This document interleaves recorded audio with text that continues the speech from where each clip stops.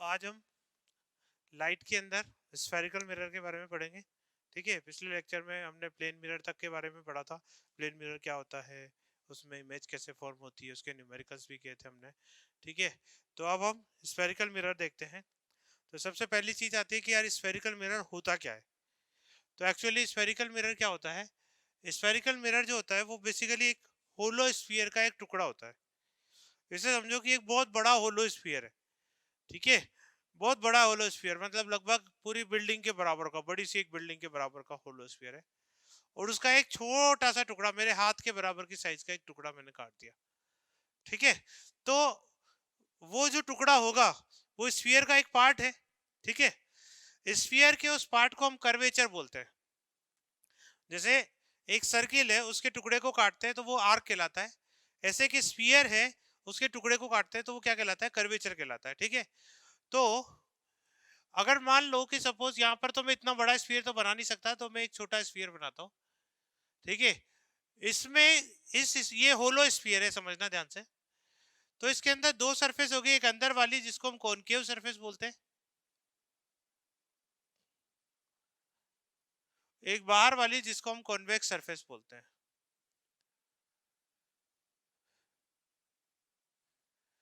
तो जब आप इसके इस छोटे से टुकड़े को कट करोगे तो आपके पास दो ऑप्शन अवेलेबल होंगे। या तो आप बाहर वाली यानी कॉन्वेक्स सरफेस पर कोटिंग कर दो। अगर आपने बाहर कॉन्वेक्स सरफेस पर कोटिंग कर दी तो जो आपकी रिफ्लेक्टिंग सरफेस है वो कौन सी वाली हो जाएगी, कॉनकेव। तो इस तरह के मिरर को हम कॉनकेव मिरर बोलते हैं।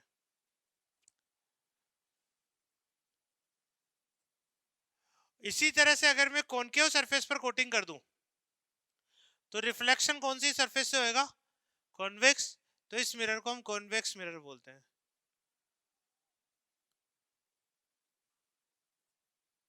ठीक है, तो इस तरह से जो हमारा स्फेरिकल मिरर है इसके दो पार्ट हो जाते हैं। एक होता है कॉनकेव मिरर और दूसरा क्या होता है, कॉन्वेक्स मिरर। ठीक है, तो these are the types of mirror.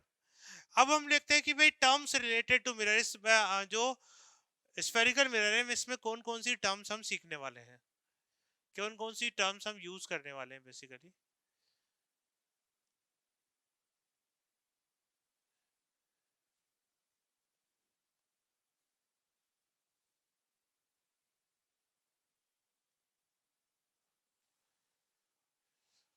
Spherical mirror से रिलेटेड टर्म्स क्या क्या होती है, तो इसके लिए देखो पहली बात तो ये है कि जैसे कॉनकेव और कॉन्वेक्स मिरर अपन दोनों साथ साथ लेंगे। ठीक है, इसमें हम जो चीजें कॉनकेव मिरर पे पढ़ते हैं सेम चीजें जो है वो कॉन्वेक्स पर भी अप्लाई हो जाती है। कॉनकेव मिरर के लिए जो जो चीजें पढ़ते हैं वही चीजें कॉन्वेक्स मिरर पर भी अप्लाई हो जाती है। ठीक है, तो यहाँ पर इसलिए हम टर्म्स वगैरह सब कॉनकेव मिरर के लिए डिफाइन करेंगे, लेकिन सेम डेफिनेशन आप कॉन्वेक्स पर भी अप्लाई कर सकते हो। ठीक है, तो देखो ध्यान से, यहां पर मैं एक कॉनकेव मिरर बना देता हूं। अब ये कॉनकेव मिरर किसी न किसी स्फीयर का पार्ट होगा, ऑब्वियसली बात है। ठीक है, इसको पूरा करोगे तो इधर की तरफ एक स्फीयर बनेगा। ठीक है, तो जिस स्फीयर का ये टुकड़ा है उस स्फीयर का जो सेंटर होगा उसको हम बोलेंगे centre of curvature,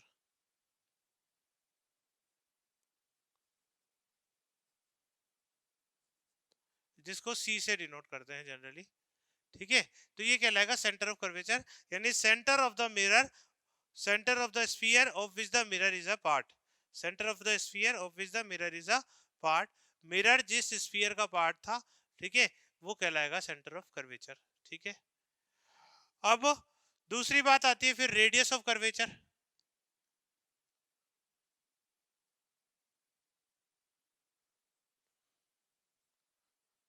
capital R से इसको डिनोट करते हैं। तो radius of the sphere of which the mirror is a part, या सेंटर से लेके और पोल तक की डिस्टेंस। ठीक है, तो आप radius of the sphere of which the mirror is a part, ये रेडियस ऑफ कर्वेचर कहलाएगा। इसके बाद एक टर्म आती है पोल या वर्टेक्स,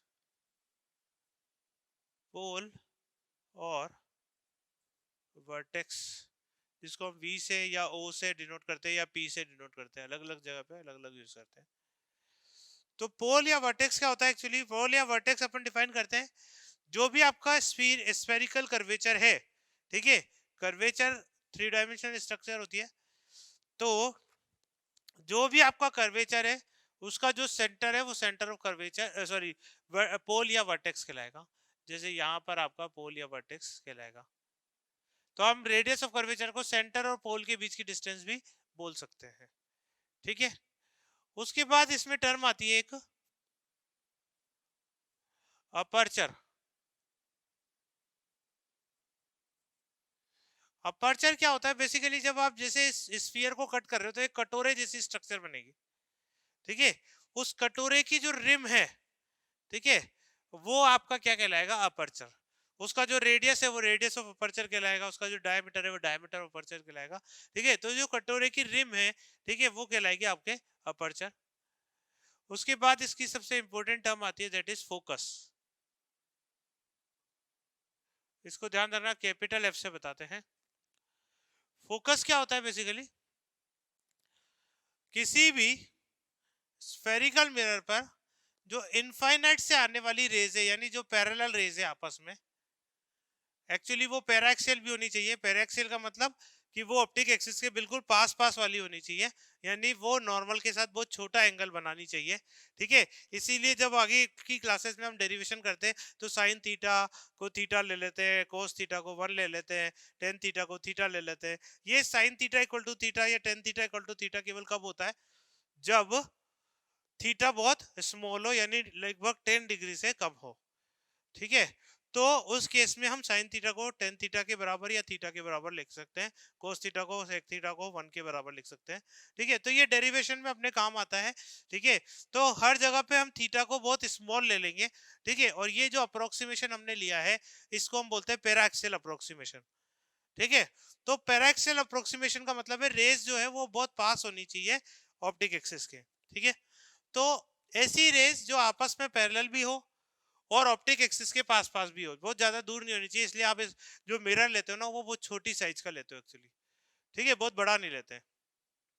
तो ऐसी रेज जो पैरेलल एंड पैरेक्सियल हो वो आफ्टर रिफ्लेक्शन ऑप्टिक एक्सिस पर एक पॉइंट पर मिलेगी। इस पॉइंट को हम बोलते हैं फोकस। अगर कॉनकेव मिरर है तो एक्चुअली मीट करेंगे, अगर कॉन्वेक्स मिरर है जैसे ये, इस पे पैरेलल रे डालोगे आप तो क्या होगा? ये फैल जाएगी इधर से, तो इसका अपीयर टू मीट करेगी, ऐसे ऐसे चली जाएगी और पीछे की तरफ एक्सटेंड करने पर जाके मिलेगी, ठीक है, इस पॉइंट पर। तो ये फोकस हो जाएगा, ठीक है। तो कॉनकेव और कॉन्वेक्स मिरर में फोकस आपको समझ में आ गया। नेक्स्ट टर्म आती है फोकल लेंथ।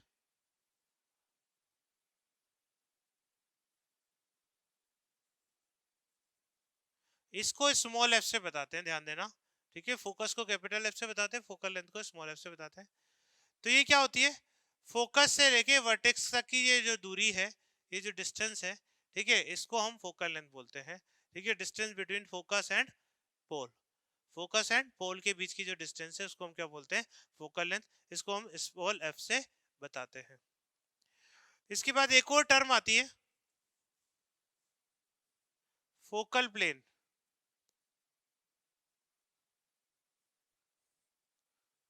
फोकल प्लेन क्या होता है? वैसे ये टर्म ज्यादा काम नहीं आती है अपने, पर फोकल प्लेन क्या होता है? एक प्लेन, प्लेन तो समझते होंगे, दो एक्सिस से मिलके एक प्लेन बनता है। तो एक प्लेन जो फोकस से पास हो रहा हो और परपेंडिकुलर टू ऑप्टिक एक्सिस हो, ऐसे, ठीक है। जो प्लेन जो फोकस से पास हो रहा है और परपेंडिकुलर टू ऑप्टिक एक्सिस हो, उस वाले प्लेन को हम क्या बोलते हैं? फोकल प्लेन बोलते हैं। यानी जो ये आपका बोर्ड है इससे परपेंडिकुलर एक प्लेन बना दो जो इस एक्सिस से होके पास हो रहा है। फोकल प्लेन क्यों पढ़ते हैं एक्चुअली? क्योंकि ऐसी रेज जो पैरेक्सियल भी है, आपस में पैरेलल भी है, लेकिन ऑप्टिक एक्सिस के पैरेलल नहीं है, ऐसे इस तरह से जो आ रही होंगी ना, वो एक्चुअली फोकल प्लेन पर, ये फोकल प्लेन है, एफ से पास हो रहा है, ठीक है, वो यहाँ कहीं पर जाके मिलेगी। तो वो एग्जैक्टली फोकस पर नहीं मिलेगी, वो यहाँ कहीं पर मिलेगी। तो उसकी भी डिस्टेंस जो पोल से है वो फोकल लेंथ के बराबर ही होगी, ठीक है। तो फोकल प्लेन पर मिले या फोकस पर मिले, फोकल प्लेन पर मिले या फोकस पर मिले, जो डिस्टेंस है वो फोकल लेंथ के बराबर ही होगी, इसलिए हमें कोई दिक्कत नहीं है। हम तो ये कहेंगे कि यार जब भी ऑब्जेक्ट डिस्टेंस यानी ऑब्जेक्ट इनफाइनाइट पे रखा हुआ, क्योंकि पैरेलल रेस तब आती है जब ऑब्जेक्ट बहुत दूर रखा हो, ठीक है। तो जब भी ऑब्जेक्ट बहुत दूर रखा हो तो उसकी इमेज डिस्टेंस स्मॉल एफ के बराबर होगी, यानी फोकल लेंथ के बराबर होगी। क्लियर है? ठीक है। तो ये डिफरेंट टर्म्स हैं जो हम इस चैप्टर में यूज करने वाले हैं।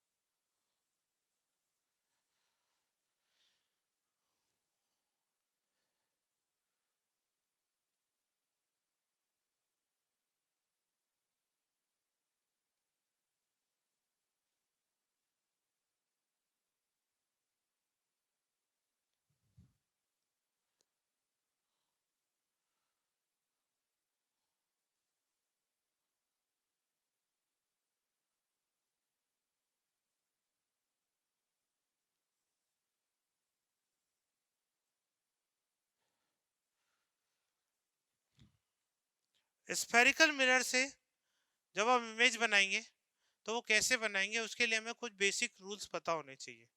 एक्चुअली स्फेरिकल मिरर से जब इमेज बनाते हैं तो उसके अंदर एक तो होता है न्यूमेरिकल मेथड, जो ज्यादातर 99% केस में वैसे वही यूज करते हैं अपन, ठीक है। क्योंकि एग्जाम में कोई क्वेश्चन आएगा तो आप ऐसा तो नहीं स्केल डी इन सबको लेके बैठे रहोगे और उसे एंगल बनाओगे, एंगल आई फिर एंगल आर के बराबर बनाओगे, ठीक है। तो यूजुअली तो न्यूमेरिकल मेथड जो अपन आगे पढ़ने वाले हैं, ठीक है, फॉर्मूला बेस्ड जो है कैलकुलेशन ही हमारे काम आती है। लेकिन फिर भी कभी कभी हमें डायग्राम के थ्रू भी कुछ एंगल्स बताने पड़ते हैं, डायग्राम्स के थ्रू भी हमें कुछ क्वेश्चंस आते हैं। तो उसके लिए हमें पता होना चाहिए कुछ रूल्स स्फेरिकल मिरर के फॉर्मेशन के लिए कौन कौन से रूल्स होते हैं।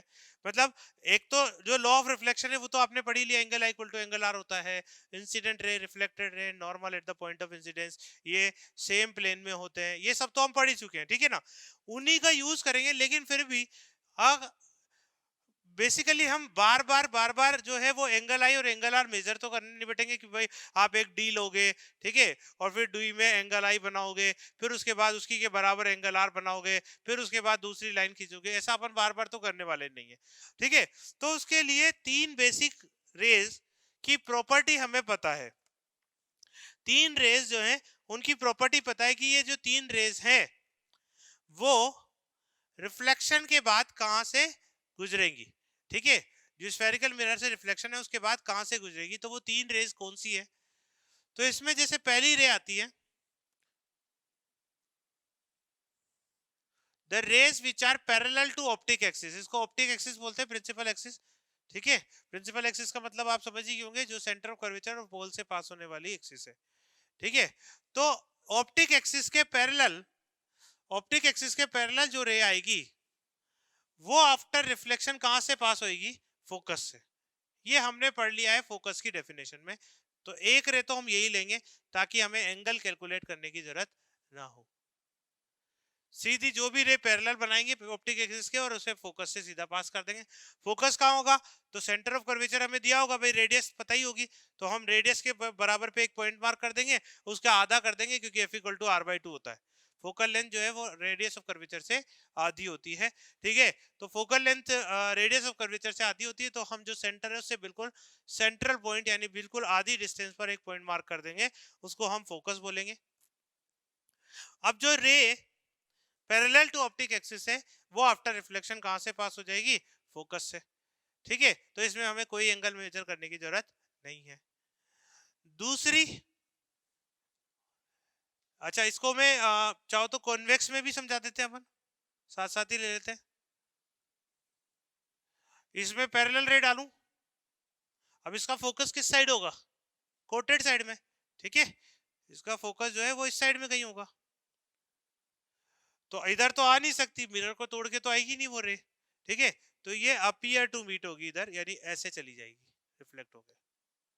तो इसमें एक्चुअली फोकस की तरफ जाएगी, इसमें फोकस से जाती हुई नजर आएगी, ठीक है। तो ये आपके रे डायग्राम हो गया। जब भी ray parallel to optic axis होगी तब। दूसरा केस ले लेते हैं,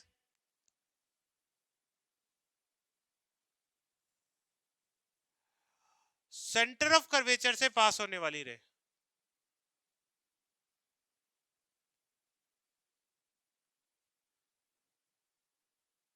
ये सपोज सेंटर ऑफ कर्वेचर है, सेंटर ऑफ कर्वेचर की तरफ जो रे आएगी वो ध्यान से सोचो, तो इस जगह पर नॉर्मल इंसिडेंस का केस करेगी। कैसे भाई, आपने मैथ्स में एक थ्योरम पढ़ी होगी कि है ना, जो भी सर्किल होता है ना, उस सर्किल के किसी भी पॉइंट को अगर मैं सेंटर से मिलाऊं तो जो रेडियस बनेगी वो हमेशा टेंजेंट से 90 डिग्री बनाती है। टेंजेंट का मतलब उस पॉइंट को टच करने वाली एक लाइन, ठीक है। जैसे मान लो ये आपका सर्किल है, ये आपका सेंटर है, ठीक है। तो अगर मैं यहां से एक परपेंडिकुलर डालूं, यानी यहां पर अपन एक रेडियस बनाए और यहाँ एक टेंजेंट बनाए, तो इस टेंजेंट और इस रेडियस में हमेशा 90 डिग्री एंगल बनता है। टेंजेंट का मतलब एक पॉइंट को टच करती हुई लाइन। तो जो ये टेंजेंट होता है और ये जो रेडियस होता है, इसके बीच में 90 डिग्री एंगल बनता है। यानी आप कह सकते हो किसी भी सर्किल की जो रेडियस होती है, यानी जो सेंटर को मिलाने वाली लाइन है, वो हमेशा टेंजेंट से परपेंडिकुलर होती है, यानी उस पॉइंट पर सरफेस के नॉर्मल होगी। इसका मतलब यहां पर भी अगर मुझे किसी भी कर्वेचर पर नॉर्मल ड्रॉ करना है, कर्वेचर पर नॉर्मल ड्रॉ करना है, तो मैं उसके किसी भी पॉइंट से सेंटर की तरफ एक लाइन ड्रॉ कर दूंगा, वो normal at the point of incidence कहलाएगी। तो ये आपका नॉर्मल हो जाएगा। अब याद करो नॉर्मल इंसिडेंस का केस, तो जो आपने इंसिडेंट रे डाली वो नॉर्मल के अलोंग ही आ रही है यार, और नॉर्मल के अलोंग ही आ रही है, तो इसका एंगल आई कितना होगा, 0। और एंगल आई 0 होगा तो एंगल आर भी कितना होगा, 0। यानी कि ये लाइट रे वापस इसी पाथ पर लौट जाएगी। तो सेंटर ऑफ कर्वेचर से पास होने वाली लाइन जो है वो उसी पाथ पर वापस रिट्रेस करती है, ठीक है। ये सेकेंड प्रॉपर्टी है जिसका हम यूज करने वाले हैं। इसको कॉन्वेक्स के केस में भी बना लेते हैं, चलो।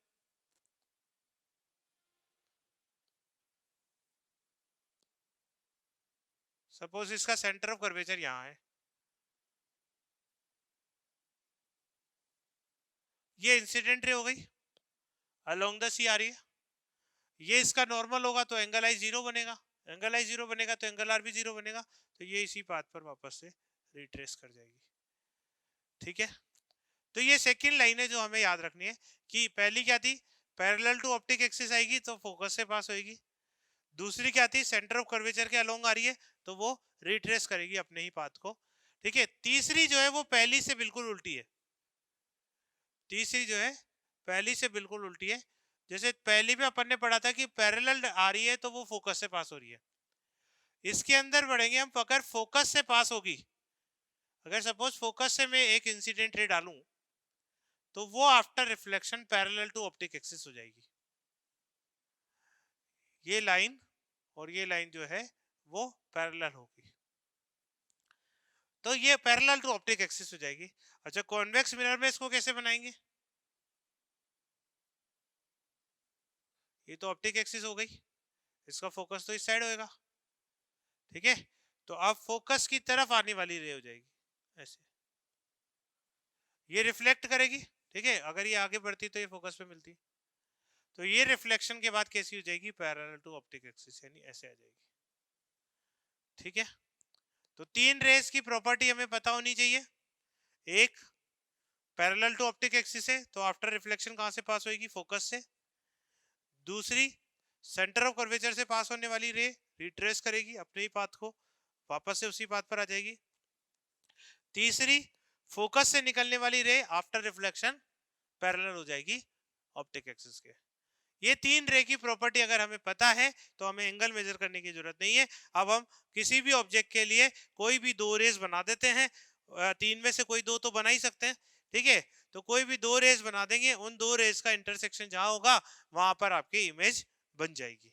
अगर रियल इंटरसेक्शन होगा तो रियल इमेज बन जाएगी, अगर अपीयर टू मीट कर रही है तो वर्चुअल इमेज बन जाएगी, ठीक है। तो इस तरह से हम different type of images obtain कर सकते हैं डिफरेंट ऑब्जेक्ट के पोजीशन के कॉरस्पॉन्डिंग।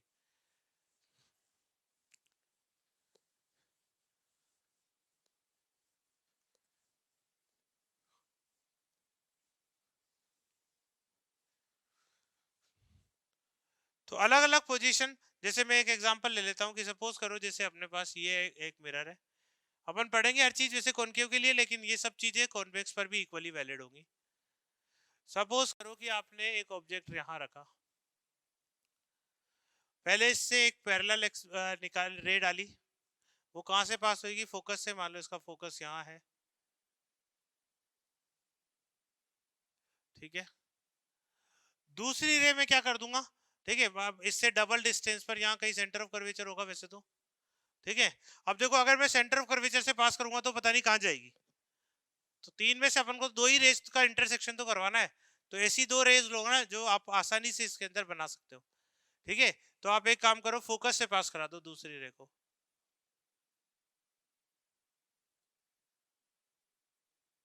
वो आफ्टर रिफ्लेक्शन पैरेलल हो जाएगी, हो गया काम भाई। इस रे और इस रे का इंटरसेक्शन हो गया ना, आपको तो दो रिफ्लेक्टेड रे का इंटरसेक्शन चाहिए था बस, ठीक है। तो अगर मान लो ये ए बी है, आपने बी पॉइंट से का इंटरसेक्शन करा दिया तो वो बी डैश हो जाएगा, ये इमेज मिल गई। एक ही इमेज इसी की सीध में सीधी सीधी सीधी बना दो, ये आपकी ए डैश हो जाएगी, तो ये आपका ए डैश बी डैश इमेज बन जाएगी। क्लियर, ठीक है। तो इस तरह से हम डिफरेंट पोजीशन के लिए डिफरेंट इमेजेस बना सकते हैं, ठीक है। अब इसमें बेसिक चीजें समझने की है, जैसे जो इमेज की नेचर के बारे में पढ़ा था अपन ने। तो इमेज की नेचर एक तो आपने पढ़ी ली थी कि रियल या वर्चुअल कब होती है, जब एक्चुअल इंटरसेक्शन होता है तो रियल इमेज मिलती है, और जब अपेरेंट इंटरसेक्शन होता है तो वर्चुअल इमेज मिलती है। ये यहाँ तक तो अपन ने सीख ही लिया था, है ना, ठीक है। अब इसमें और भी दो बेसिक नेचर के बारे में अपन पढ़ रहे हैं, ठीक है। एक नेचर, नेचर ऑफ इमेज की बात कर रहे थे अपन। नेचर ऑफ इमेज में एक तो थी या तो रियल होगी या वर्चुअल होगी, ठीक है। अगर रिफ्लेक्टेड रे एक्चुअल में मीट कर रही है तो रियल हो जाएगी, और अगर एक्चुअल में मीट नहीं कर रही है, आपको अपेरेंट जैसे प्लेन मिरर में किया था अपन ने, पीछे की तरफ एक्सटेंड करना पड़ रहा है, तो वर्चुअल इमेज हो जाएगी। दूसरी नेचर होती है आपके इरेक्ट या इन्वर्टेड। इरेक्ट का मतलब है सीधी, इन्वर्टेड मतलब उल्टी। मतलब अगर सपोज करो कि आपकी ऑप्टिक एक्सिस है और ऑब्जेक्ट ऊपर बन रहा है और इमेज नीचे बन रही है, जैसा कि इस केस के अंदर हो रहा है, ऑब्जेक्ट ऊपर है, इमेज कहाँ है, नीचे ऑप्टिक एक्सिस के, तो इस तरह की इमेज को बोलते हैं inverted image. Usually real images जितनी भी होती है वो इन्वर्टेड बनती है, ठीक है। ऐसा कोई रूल नहीं है, लेकिन यूजुअली जितने भी अपन ने केसेस बनाते हैं तो ये इन्वर्टेड बनती है। और अगर मान लो ऑब्जेक्ट भी ऊपर है और इमेज भी ऊपर है, ठीक है, जैसे प्लेन मिरर में अपन ने पढ़ा था, ठीक है, ये प्लेन मिरर बनाया था, इसमें अगर मैंने एक्सटेंडेड ऑब्जेक्ट ए बी बनाया था, तो इसकी इमेज जो है वो इधर बनी थी ए डैश बी डैश, ठीक है। तो ये भी ऑप्टिक एक्सिस से ऊपर है, ये भी ऑप्टिक एक्सिस से ऊपर है, तो ऐसी इमेज को अपन बोलेंगे कौन सी, इरेक्ट इमेज, सीधी। ऑब्जेक्ट ऊपर इमेज ऊपर तो सीधी इरेक्ट इमेज, ऑब्जेक्ट नीचे इमेज भी नीचे तब भी इरेक्ट इमेज, पर एक ऊपर एक नीचे होगा तो इन्वर्टेड इमेज बन जाएगी, ठीक है। तो ये अपने सेकंड नेचर की बात हो गई। तीसरी नेचर होती है मैग्निफाइड डिमिनिश्ड और सेम साइज। यानी अगर मान लो इमेज ऑब्जेक्ट से बड़ी बन रही है, इमेज की जो हाइट है, जो लंबाई है, वो ऑब्जेक्ट से बड़ी आ रही है, तो वो कहलाएगी मैग्नीफाइड। और जैसा कि इस केस में देखो, इमेज की हाइट इतनी है, ऑब्जेक्ट की इतनी है, इमेज की इतनी है, ऑब्जेक्ट की इतनी है, ठीक है। तो इमेज की हाइट अगर ऑब्जेक्ट से छोटी है तो वो डिमिनिश कहलाएगी, और अगर दोनों बिल्कुल बराबर ही आ रही है तो वो सेम साइज कहलाएगी, ठीक है। तो ये डिफरेंट नेचर ऑफ इमेजेस होती है, ठीक है। ये डिफरेंट नेचर ऑफ इमेज हमें मिलती है ऑब्जेक्ट की डिफरेंट पोजीशन के कोरस्पॉन्डिंग। ऑब्जेक्ट कहीं और रखा होगा तो डिफरेंट नेचर मिल सकती है, और चेंज करोगे तो फिर डिफरेंट नेचर मिलेगी। तो इस तरह से अलग अलग पोजीशन पे आपको डिफरेंट नेचर ऑफ इमेज मिलेगी। तो इस तरह से हर पोजीशन के लिए अपन इमेज को बना सकते हैं, ठीक है, थैंक यू।